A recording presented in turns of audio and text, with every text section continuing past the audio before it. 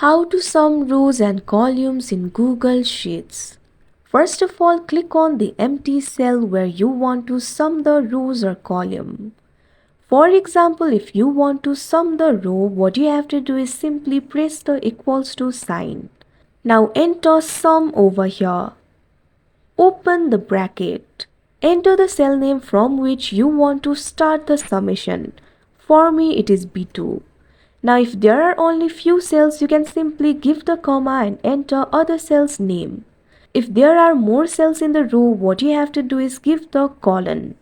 After you do that, enter the end cell up to which you want to calculate the summation. For me, it is C2. Once you do that, close the bracket. Press enter. You can see over here the summation has been calculated. Likewise, you can also sum the column. For that also, click on the cell where you want to place the summation. Give the equals to sign. Enter sum. Open the bracket.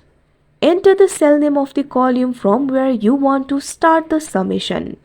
Give the colon. Now enter the end cell over here. Close the bracket. Press enter. Now you'll be able to see the summation of the column over here.